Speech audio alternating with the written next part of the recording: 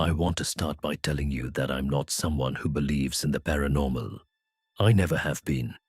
I grew up in a practical household with practical parents who believed in facts and evidence and things you could see and touch and measure.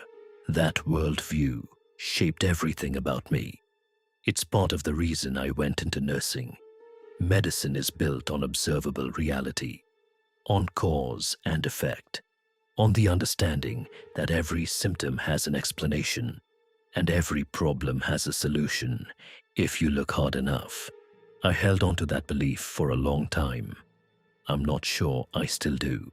I was working as a night nurse on the fourth floor of a mid-sized hospital. It was my third year on nights. I had chosen the shift deliberately because I liked the quiet. Days were loud and hectic and full of visitors and administrators and the constant background noise of a building running at full capacity. Nights were different, slower, more focused. Just the staff and the patients and the hum of the building settling into itself. The fourth floor was a general medical ward. Long corridor, about 20 rooms on each side. Standard hospital layout. Nothing unusual about it. I had walked that corridor hundreds of times without thinking twice about it. Most nights were completely uneventful. You check on patients, you update charts, you respond to call buttons. You walk the corridor every hour on the hour.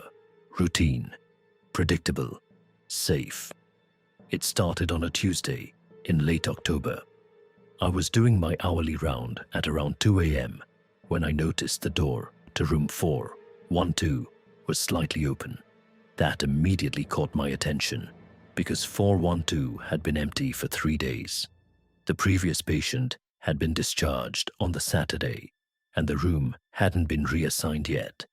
Housekeeping had cleaned it thoroughly on the Sunday morning. Everything had been documented.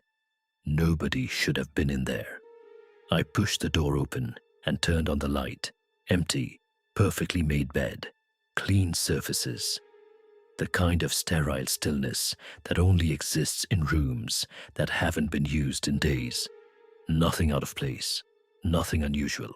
I pulled the door shut behind me and continued my round. Told myself the latch was loose. Old building, mechanical explanation. Simple, done. The next night, the door was open again.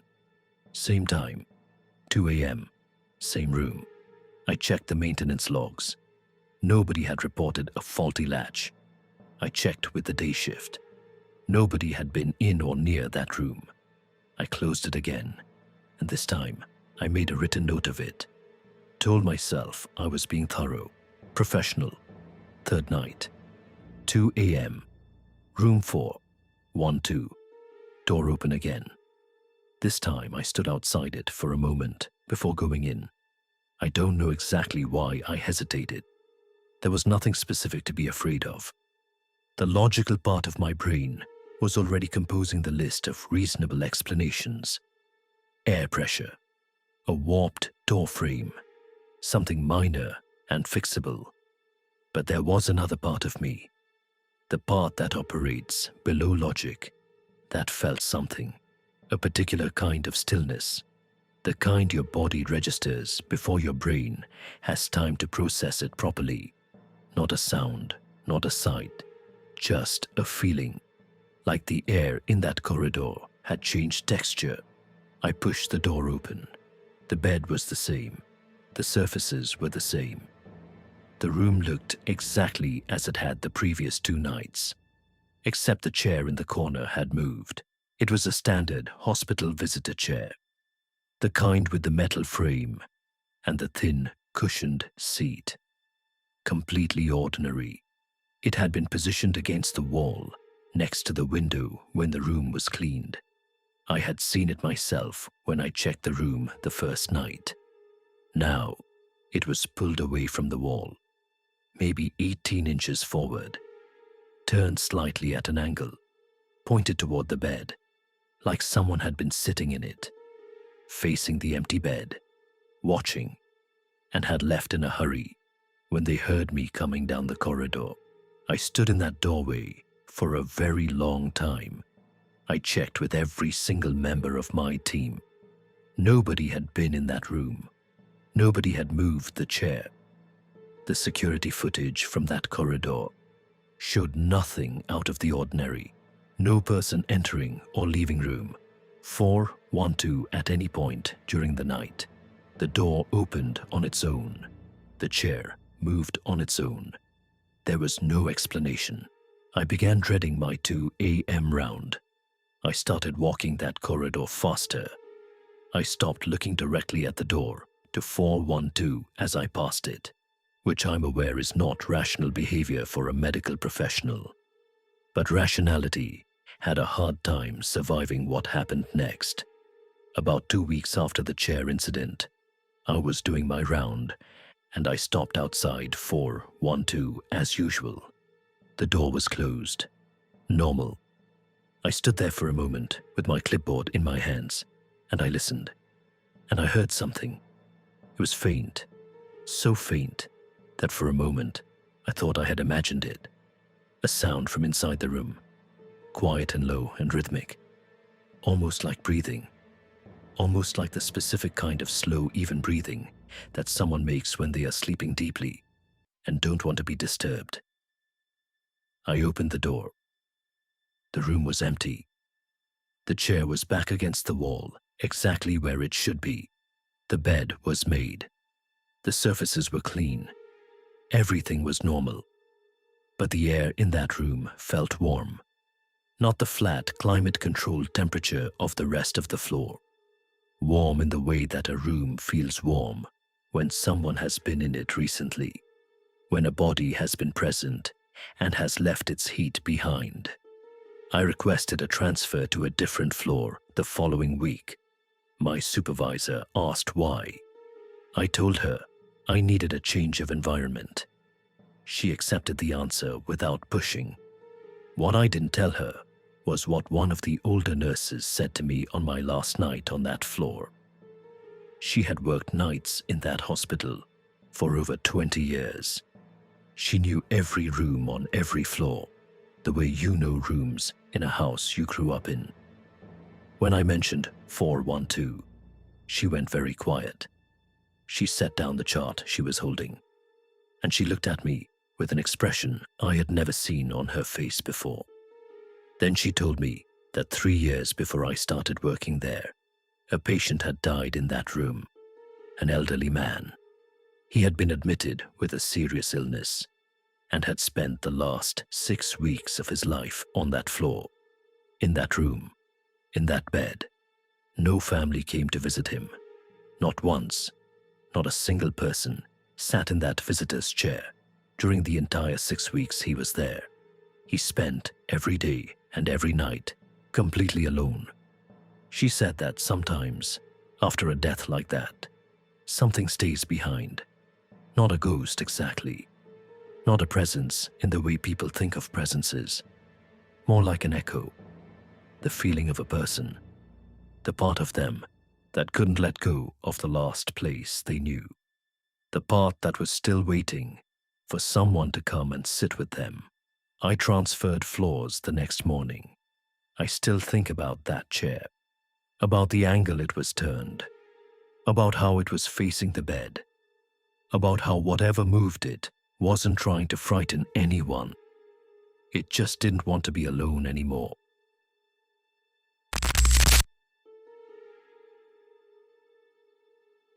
I've been hiking since I was a teenager, thousands of miles across, dozens of different trails in multiple countries over more than 15 years. Mountains, forests, coastal paths, desert terrain. I have hiked in conditions that would make most people turn back, and I have always made it home. I know how to read a map. I know how to use a compass. I know how to stay calm when weather changes, or visibility drops, or the path ahead becomes less clear than it should be. I am not the kind of person who gets lost, which is why what happened on the Aldermore Trail 2 years ago has never stopped disturbing me. Not because I can't accept that unusual things happen sometimes, but because I have genuinely tried every rational explanation I can think of, and none of them hold up under examination. The Aldermore Trail is a well-maintained hiking trail through dense ancient forest, clearly marked throughout, about 9 miles round trip, with a significant waterfall at the halfway point that makes it a popular day hike for people of all experience levels. I had done it twice before without any issues, nothing complicated, nothing technical, just a long, pleasant hike through beautiful countryside on a trail I already knew. I set off at 8 a.m. on a clear morning in late September. The weather was perfect, cool air, no clouds, visibility excellent throughout the forest. I had plenty of water and food and a fully charged phone, and I expected to be back at the trailhead parking lot by early afternoon with time to spare. Everything was completely normal for the first 2 hours. I reached the waterfall at the halfway point at around 10 a.m. I stopped to eat a snack and drink some water and take a few photographs. The waterfall was exactly as I remembered it, a wide cascade over dark rocks dropping into a deep pool below. Beautiful, peaceful, exactly what you go hiking for. I turned around and started back on the return trail. I walked for what felt like approximately 40 minutes. Normal pace, nothing unusual. I was watching the trail markers and following the path exactly as marked. And then I reached the waterfall again. I stopped completely, looked at it for a long moment. Same rocks, same cascade, same pool, same formation I had photographed 40 minutes earlier. I looked at the photographs on my phone to confirm what I already knew. It was identical. I checked my map. According to the map, I had been walking the return trail correctly. There were no loops on this trail, no forks I could have accidentally taken. I should have been well past the midpoint and moving steadily toward the trailhead. I turned around and walked back the way I had come. 20 minutes later, I reached the waterfall again. I sat down on a rock, breathed slowly and deliberately. I told myself there was a rational explanation and I was going to find it. I checked my compass. The needle was steady. I checked my map again, carefully against the surrounding terrain. I pulled up the GPS on my phone and watched the blue dot moving. According to every single piece of navigation I had with me, I was walking in the correct direction. I was on the correct trail. There was nothing wrong with my position or my heading. I should not have been arriving at the same waterfall 3 times. I decided to try something methodical. I took a piece of bright orange tape from my pack, the kind I carry for marking campsites, and I tied it around the trunk of a distinctive tree about 20 meters from the waterfall. Then I set my compass for due north and walked, not following the trail, not following any markers, just walking in a straight line due north through the forest. I walked for 15 minutes. I walked past the tree with the orange tape on it. I stood there looking at that tape for a very long time. I had walked due north for 15 minutes in a straight line through flat terrain, and I had arrived back at the same point I had started from. That is not something that happens. That is not something that can happen given the laws of basic geometry and navigation. But it happened. My hands were shaking.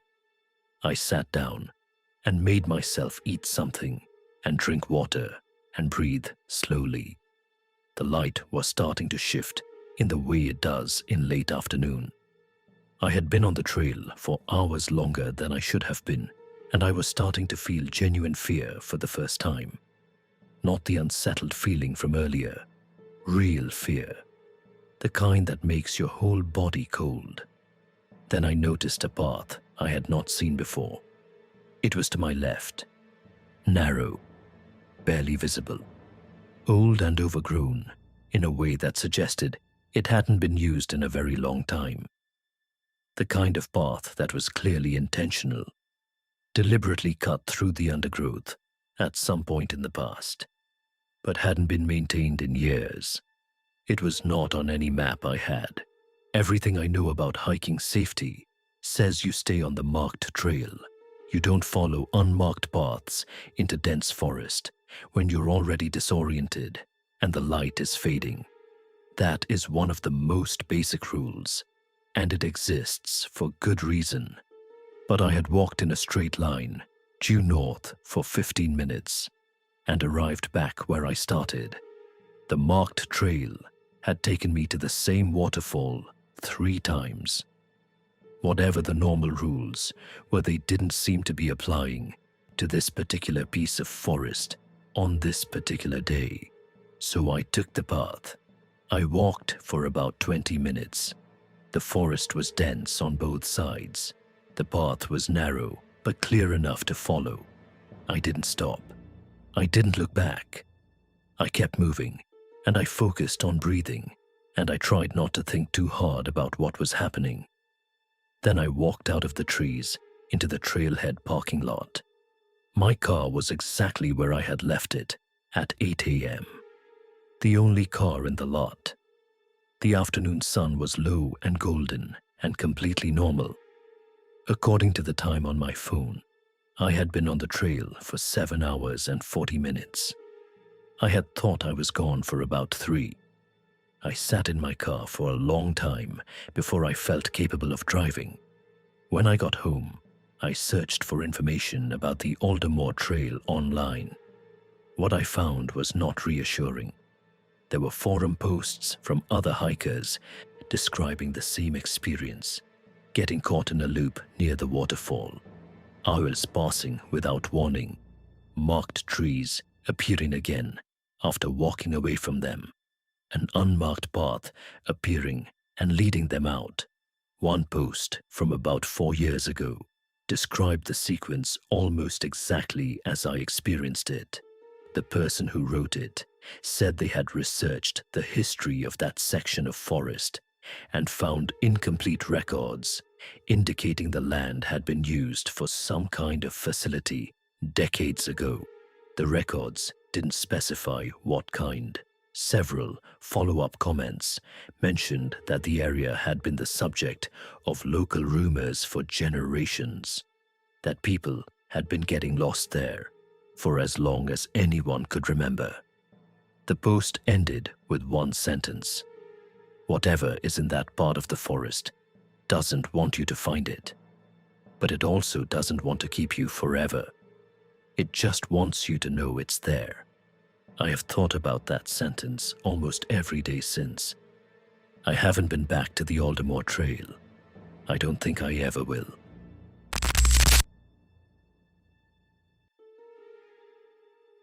I grew up in a house with a room at the end of the hall that nobody used. It wasn't locked. It wasn't forbidden. My parents never sat me down and gave me a formal warning to stay away from it. There was no dramatic family history attached to it that I knew about. It was just a room, a spare room at the far end of the upstairs hallway, with a bed and a dresser, and a window that looked out over the back garden, painted the same off-white as the rest of the house, carpeted in the same neutral beige, completely ordinary in every visible way. But nobody ever went in there. Not guests who stayed overnight. Not relatives visiting for holidays who would have been perfectly comfortable sleeping in that room. Not my parents when they were talking about converting it to an office or using it for storage. It was like the room existed just outside the normal logic of the household. Present, available, simply never chosen. I noticed this pattern early. I was maybe 6 or 7 when I first became aware of it. Something about the way adults subtly redirected themselves away from that end of the hallway. The way my mother would suggest guests sleep on the pull-out sofa downstairs rather than in the perfectly adequate spare room at the end of the hall. The way my father never once suggested moving anything into it, despite complaining regularly about running out of storage space. I asked my mother about it once when I was about 8 years old. She said the room was being saved for storage eventually, and changed the subject with such practiced smoothness that I forgot I had asked, until years later, when I was old enough to recognize what deflection looks like. I was 12 the first time I went in. It was a Tuesday afternoon in November. Gray sky outside. My parents both at work. My older sister out with friends. I had been home alone for about 2 hours, and I had been standing at the end of the hallway for longer than I wanted to admit, working up the courage to do something I had been daring myself to do for weeks. I turned the handle, pushed the door open, reached around the frame, and found the light switch. The room was exactly what it appeared to be. A bed with a plain cover, a wooden dresser with an oval mirror mounted above it, a single window overlooking the garden, dust on every surface in the particular settled way that dust accumulates in a room that hasn't been opened in a long time. The air had that specific quality of stillness, not just quiet, but actually still, like the air itself hadn't been disturbed in months. I walked in, looked around, opened the dresser drawers, empty, looked under the bed, nothing. Stood in the middle of the room and waited to feel something. I felt nothing, just a dusty, empty room. I almost felt disappointed. Then I looked at the mirror. It was a large oval mirror in a dark wooden frame, old-looking. The kind of mirror that seems like it arrived with the house rather than being selected by anyone. The glass was slightly foxed around the edges in the way old mirrors get. I looked at my own reflection, and my reflection looked back at me perfectly normally. And then my reflection blinked. Not when I blinked, before I blinked. A fraction of a second before my own eyes closed, my reflection's eyes closed, like it was anticipating the movement rather than mirroring it. I stood completely still. My reflection stood completely still. Our eyes met in the glass, and nothing moved, and everything was perfectly normal. Whatever I had seen was gone. A tired eye, a trick of the afternoon light coming through the window at an unusual angle. Something normal with a perfectly normal explanation. I left the room and didn't go back for 3 years. When I was 15, I went back in because I needed to prove to myself that I had imagined it, that I had been a 12-year-old child, alone in a quiet house on a gray afternoon, and my brain had manufactured something that wasn't there. Out of the vague, unspoken significance the room had always carried in my family, I needed to stand in front of that mirror and look at my reflection, behaving exactly as reflection should behave, and walk away, feeling slightly embarrassed about how easily I had scared myself. I stood in front of the mirror for about 5 minutes. My reflection moved when I moved, blinked when I blinked, raised its hand when I raised my hand. Everything perfectly synchronized, everything perfectly normal. I felt the embarrassment I had been hoping to feel. I turned to leave. In the mirror, I watched my reflection stay where it was. I stopped walking. I was facing the door. My back was to the mirror, but I could see it in my peripheral vision, and what I could see was my own reflection standing in the center of the room, facing the mirror, facing me. Not moving, not following, just standing there, watching me walk away without walking away with me. I couldn't move. I don't know how long I stood there frozen in the doorway with my hand on the frame and my reflection standing still in the glass behind me. Long enough that my legs started to shake. Long enough that the grey afternoon light shifted slightly. Eventually, I made myself look directly at the mirror. My reflection was in the doorway, standing exactly where I was standing, moving exactly as I was moving, perfectly synchronized, like nothing had happened, like I had imagined the whole thing again. I walked out of that room and down the hallway and down the stairs and out the front door of the house, and I sat on the front step in the cold November air until I heard my mother's car in the driveway. I told her what I had seen, both times, all of it. She was quiet for a very long time. She sat down next to me on the step. She looked at the garden for a while, and then she told me something she had never mentioned before. She said that the family who lived in the house before us had a daughter who grew up in that room, a quiet girl. The neighbors who had been on the street long enough to remember her described her as gentle and solitary, someone who spent a lot of time alone, who stood at the window of that room for hours watching the back garden, who seemed content with her own company in the particular way that people are content with their own company when they have never known anything different. She died in that room when she was 17. Nothing dramatic, an illness. She went to sleep one night and didn't wake up. My mother said she had always felt something in that room, not threatening, not malevolent, more like a presence that was simply there, that had been there for a long time and had no particular reason to leave. She said she never went in because she didn't want to disturb whatever was resting there. She felt like it deserved to be left alone. I asked her why she never told me. She said she didn't want to frighten me. I moved out when I was 18.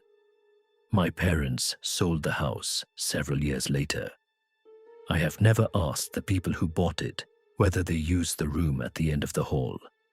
I have never driven past the house since the sale went through. I have no desire to know whether the room is occupied now, whether someone has moved furniture in and painted over the off-white walls and replaced the old mirror with something modern and bright, because part of me doesn't believe any of that would change anything. Part of me thinks that whatever is in that mirror has been there for a very long time and will be there long after all of us are gone. That is it for today. Stay safe, stay healthy, and stay close to your loved ones. And I'll see you very, very soon with another horror video. Subscribe.